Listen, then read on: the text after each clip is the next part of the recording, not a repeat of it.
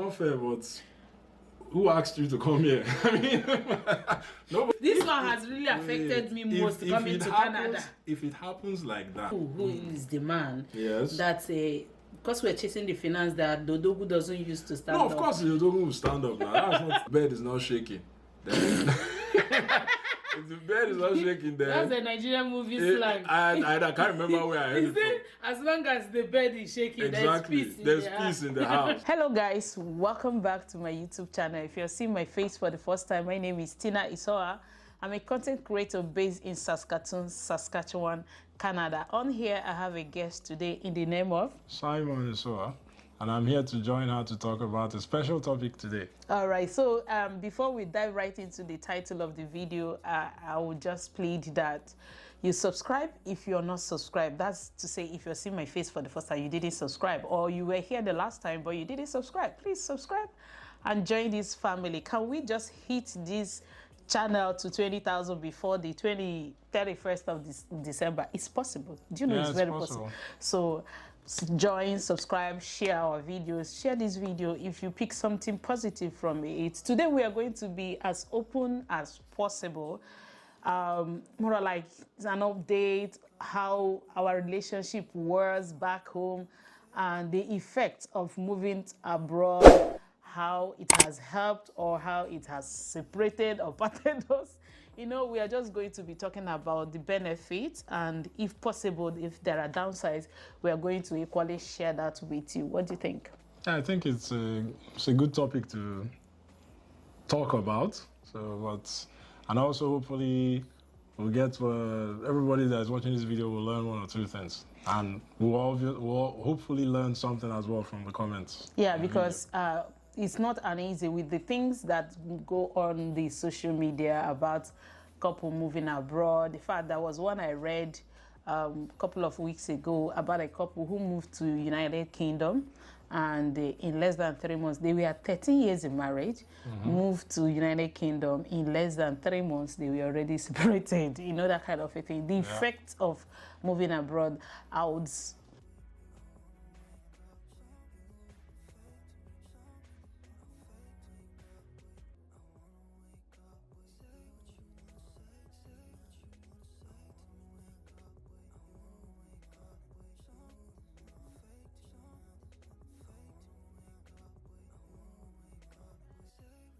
maybe since you are the guest, I will be throwing the question. Of course, it is our discussion. I'll be asking you, how do you think, okay, let's start with what you think, how we were before we came here. What do you think? Of course, no, we're not perfect. We had our ups and downs before we came here. But at least the stress of, should I say, the chores at home in particular, was not as much as here. Because at least back home we had help that could do some chores, take care of the kids, that would free up some time for us to, when we are able to maybe spend some time together or go out, which is needed in every relationship. Once in a while, you need some quiet time to discuss, even if you're not saying anything important, just to have small talk and build that bond. But here, especially if you have smaller kids, those time for yourselves are not really as much as they were back home. Because here, even when you have that time, you have to hustle for money, because, you know, when you travel abroad, for me, in my opinion, it's like you're going back maybe 5, 6, 7 years compared to how you were back from wherever you are coming. Unless you have the money, as in you are really well-to-do, as in terms of financially, then that won't really affect you that much. I think even if you're financially well-to-do, the fact that you're coming here with younger children is going to really, really affect you. Yeah. Then even if I'm talking about from the financial aspect. Okay, yeah, no, because that has its own stress as well on the relationships.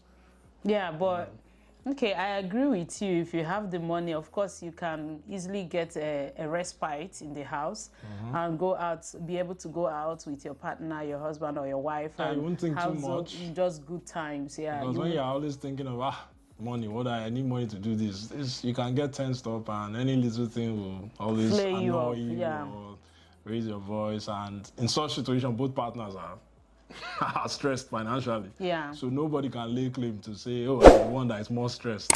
Yeah. Maybe because one person has a job and the other person hasn't gotten a job yet. It doesn't mean the person who doesn't have a job yet is more financially stressed than the person that has a job. So there are more factors in, more stress factors that you will experience when you leave, should I call it your comfort zone, which is where you've been for years and you've been able to build a system that helps with the family. Once you uproot that system, you can't transfer the system to a new environment. You have Easily, to start building a new system. So I think in the process of building that new system, that's where both partners get stressed up, and one thing can lead to another if they are not careful or if they let it go out of control. So as much as we are making this general, I think we are speaking based on our challenges, the benefits. Yes. So I'm going to be asking you, in your own opinion, what about our communication levels? Where do you think we were in Nigeria and where do you think we are now, in your own view? Of course, I have mine. Well, in my own view, I think for us now, because there's something about communication that some people may tend to think that communication is all just about talking, or it's not always about talking. Sometimes your body language also is communication. People have their own different types of communication. In my opinion, I don't feel there is a good and a bad way of communicating. No, my question is, I'm coming do you think we have improved? Okay. I'm coming to the point. I just don't want to jump in and answer the question immediately. Okay. So because everybody has to evolve as they go along. For communication, I wouldn't say we have a better communication now than we did when we were back in Nigeria. I wouldn't put it that way. I only put it in a way to say, okay, there is more, let me say we are a bit better now, because if you are saying you want to improve in communication, it's not just about who is talking. It's also about the other person. Is the person listening to what the other party is saying?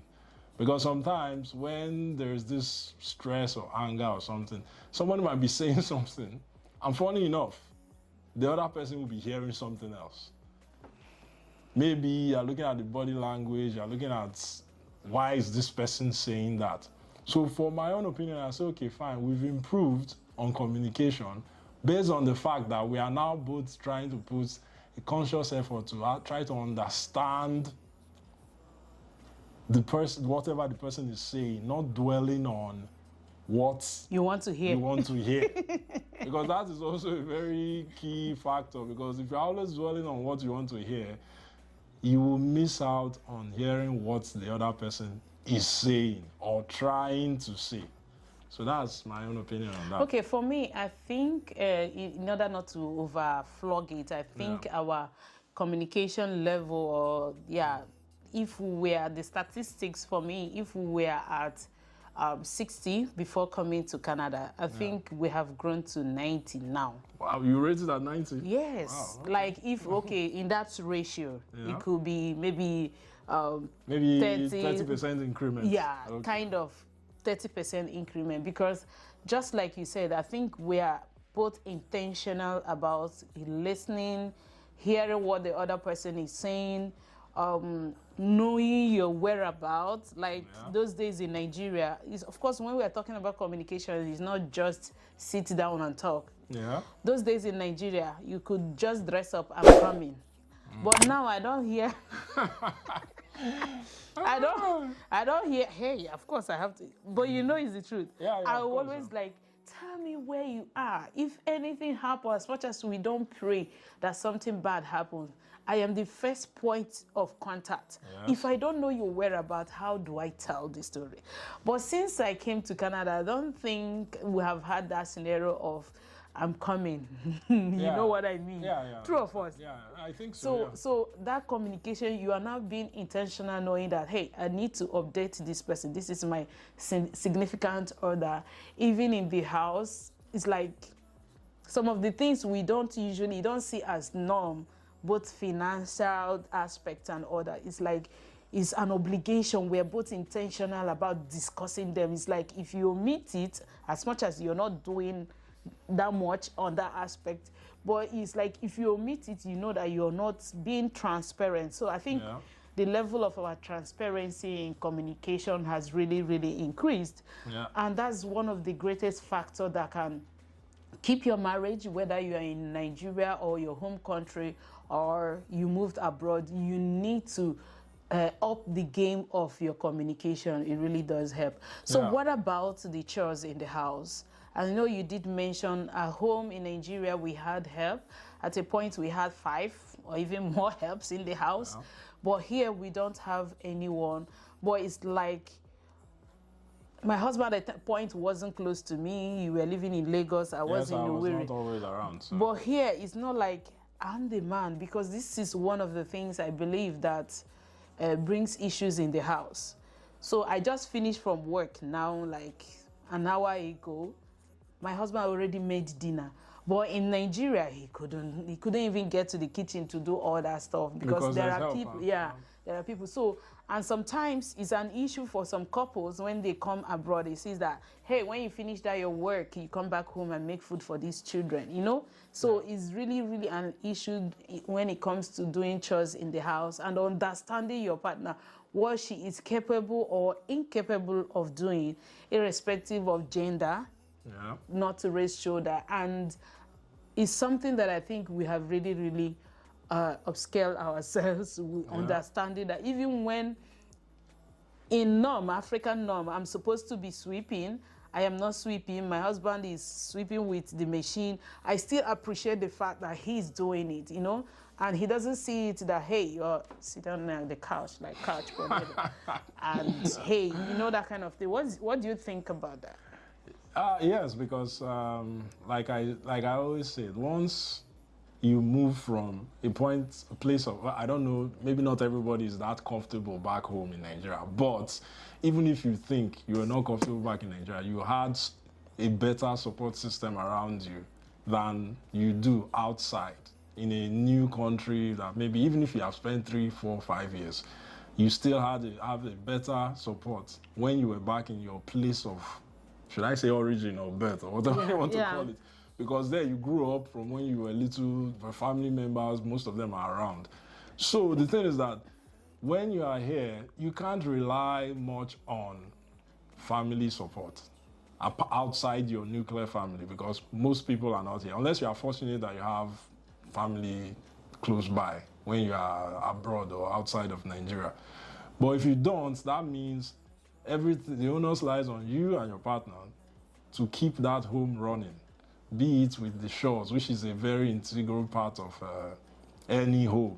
You can't say because you are tired, you will not clean the home, especially when you have kids, because what they say, cleanliness is next to godliness. So you can't say because you are tired, you will not get the laundry done. So because of that, it's always important that both partners, even if you don't want to sit down and split the chores and say, okay, you do this, you do this, but at least there should be an interswitching. So even if I normally sweep, any day I can't sweep, if the other person is free, you should be able to go ahead and do it. So, because once it's not set up that way, before you know, based on stress that is coming from outside, one person will start thinking, oh, I'm doing too much. Yeah. I'm the one doing more than the other person. And once that starts to build up, it's another tension again. So it's not easy, because even we even have those issues sometimes, because sometimes you feel that, oh, let's really face the fact. Back in Nigeria, based on support that you have, you can afford some free time. I can just sit at home, spend like 1 hour, go outside. Of course, that's the next topic I wanted us to talk about, which is parenting.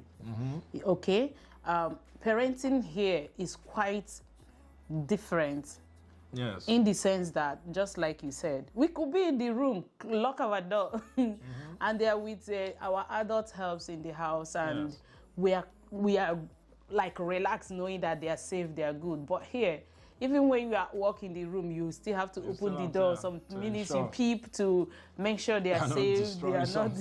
They are not destroying something. Endangering themselves. So the intentionality of parenting, I don't know if there is something conjoined of that such a word here, is more of a committed duty. It's more like you have to go down, like do school run. You have to stand outside there when the bus is coming. School run back in Nigeria. Yeah, we do school run, but you could easily send a driver go pick my kids. You could easily tell neighbor, hey, when you're coming back. That's why I also said the support system is a major difference. Yeah. And financial, even if you are not that well-to-do. Yeah. But if you're in Nigeria and you have been working for years, you're married, and you should have some level of financial stability.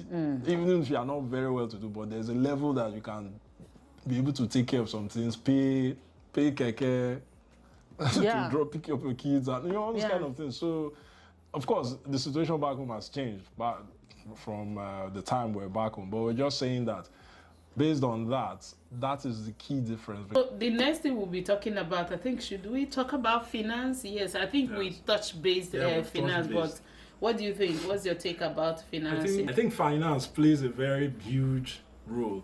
It's like interwoven through all the different fabrics. So because if you come to a new land and you don't have enough financial, what do you call it? Income. You don't have enough income to really start that new chapter. Or should I call it a new book even in your lives? Yeah, that's a new book. Yeah, it's really going to tell on the relationship, because from time to time, when you can't afford my living anymore, you can't afford the watermelon. You just, hey, we need to pay rent. You're prioritizing things over things that we could easily get. Both partners have to make sure that they try to look at the bright side of things, which is really difficult. Because if you keep dwelling, things were much better when we were back. Honestly, I have a lot. When it comes to this finance, let me just say my own. Let me say my own. I don't have to. As much as I understand the situation, there is, like I mentioned earlier, the transparency in finance, including back home in Nigeria. Yes. My husband never. This is one major area moving to Canada has affected Augustina. Tina, precisely. Back home in Nigeria, I was working as a project manager, program manager in the healthcare, earning my salary for once. My husband never asked me to bring my money, or what are you doing with your money, or what are we going to do with your money. Yeah. But here, babe, tell them what you have been doing. Yeah, that's what you like. Before the money comes, my husband is already budgeting, telling me this is what we have. But it's not fair. It's not fair, but who asked you to come here? I mean, nobody not serious. Nobody begged you to come here. You took your own 2 legs and moved it. Bottom line. And you knew you better go and start getting that huge job. You knew that will make me relax, and you will not ask me for my phone. Let me just say, this one has really affected me most coming to Canada. If it happens like that, of course, there's no man anywhere that will not want to earn enough money to say, okay, my wife, relax. My husband gets that job and stop asking me for my money. Take care of all the bills and everything. The money is coming. What are we going to do about it? Wait, even when I say I want to use my money to do, you just say, okay, yeah, it's From good. the day you said you wanted to come to Canada, you already signed that document. That you are going to be playing an active role. No, we didn't discuss that. We never had that conversation. There's some documents that you need to read the fine lines. You didn't read the fine lines, that's why. That's why you're acting surprised. And things like this can end up causing more strain in the relationship. Nobody should say, "Oh, my money is my money." That doesn't work here. Yeah, but one thing I know is that one of the reasons back home, let me state it here, that back home, as much as you weren't asking me for my money, but you knew what I was doing with the money, and of course it was I knew now. Just for the benefit of us, our family. Exactly, finance is a very important factor in every marital relationship, because I think there's an old song that says they can. What's it called? There can't be romance without finance. So, okay, I think that will bring us to the romantic. How has because we can't talk as couples without talking about those of course inner room budget and activities. So which one do you prefer? How has he affected us positively or negatively? I don't even understand. Well, the truth be told is that truth. I want to hear your truth. Wait now. Truth be told, when you get into a new land and you have so many challenges that you're trying to figure out, of course, that aspect will suffer. Not that it's wrong, but you know that you need to tackle those financial challenges. And so, therefore, there's limited time for that, which is, I'm not saying it's good.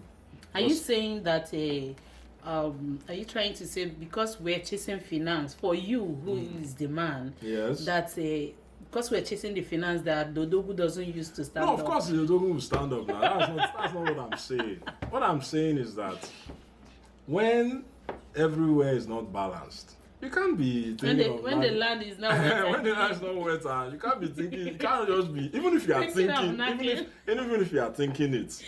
Yes, because there's a difference between thinking it and actually chasing it or going after it. You can think it, but you can't be. Anytime you think it, that means you must go for it, because all those things can be.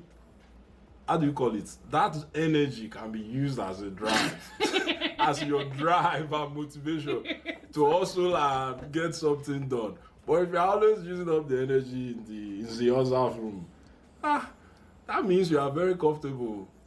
Knacking is a very important part of every relationship. Let's not kid ourselves there. That's not what I'm not saying that it's not important. I'm just saying that based on the fact that when both partners arrive here, I think for us, the first few weeks or months, we're like in state of euphoria. We're even thinking about we're here finally. Things have not really sunk in for us to actually start noticing that, man, the race has just started. This is what I would think we're here. Now the work starts. So the thing is that romance is of course, very important, because once there's no, I think there's one saying I read somewhere: if the bed is not shaking, then if the bed is not shaking, then that's a Nigerian movie slang. I can't remember where I heard it from. As long as the bed is shaking, exactly, there's peace in the house. Exactly. So as long as the bed is quiet. When you put it in English, it's not that. Okay, it's difficult for me to translate it to English. That's why I was struggling. So, when the bed they shake, you don't say peace. Let me ask you. Direct question. Yes. Has the bed been shaking more here, or was it shaking more in Nigeria? We've only spent 2 years here. Less than 2 years. Less than 2 years. So I have to agree that it was shaking more in Nigeria. Are you serious? Even though you were away from me. No, I'm looking at the time spent at home, not just the entire period. Because but here, I think things are getting a bit better now for us. So we're not there yet, but we can afford to now mentally relax. Yes, mentally relax, and then we can now plan ourselves, focusing on we're not putting pressure on ourselves anymore. Yes. Yeah. So which also comes. I think that's another point that we also need to bring out as well, because if you allow that pressure of comparing yourselves with other people, these people came and this is what they have been able to achieve. They have bought a house, they bought this car, they have done this. Those things can actually build up some pressure at home. Yeah. And then one person will be thinking the other person is not serious, or they don't want to hustle more. Sometimes in life, it's not how hard you hustle that makes you successful. It seems unfair, but that's actually fact.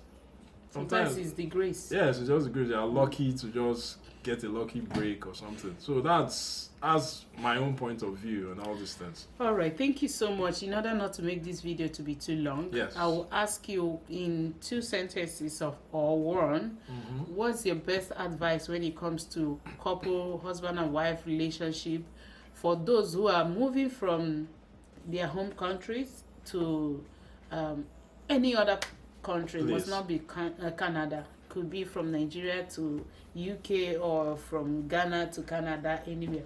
What's your best advice, or what would be your best advice for them? I'd say prepare yourself mentally for anything. Okay.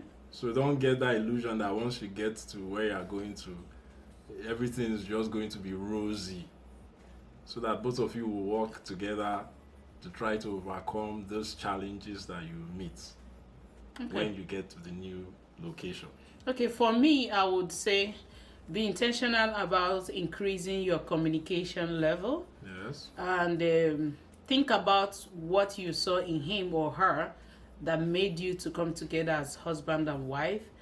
And lastly, limit, or if possible, reduce your expectations. If your expectation is that when I move to Canada in less than 2 years, I must surely buy a house. Yes, that's very good to set up goals, long-term goals, short-term goals, and immediate goals. But don't put yourself to so much pressure or something detrimental to your health and sanity because you want to hit that goal. Goals are meant to be extended if not achieved. That would be my take for you. I don't think we highlighted mostly about quarrel. I think we reduced here, but initially you got so many bad advice from people here. Be the man, she's going to do this. We didn't talk about that side. We didn't talk about that side. Why should we not even talk about that side? I feel we should talk about it. Let's not even talk about advice here now. Okay. But it would have wait, affected our marriage. Yes. Point is this. Now what? Hello guys. Please be mindful of the kind of advice you take from people when you migrate. At that state in your life, you're open to how will it work? Where do I put my head? Where do I step my foot? So people directly or indirectly will be coming to advise you. And one of the advices you will get from people is, as a man, how to treat your husband, how to treat your wife rather, and as a woman, how to treat your husband. Know your rights. Be the African man. Don't be the African woman. This is your place. My point here is that, and this is very, very vital if we're actually being honest to help people when they move to another country. Be mindful. So be careful of the kind of advice you take from people, mostly when you're moving to another country as a couple. That's my own last take. Yeah. Thank you so much, guys. And subscribe to this channel if you haven't subscribed. Turn on the notification bell so that whenever I upload any video, you get notified. Like this video and share, even if it is on your WhatsApp status. And we will appreciate you and say thank you. Thank you. All right. Thank you. Bye.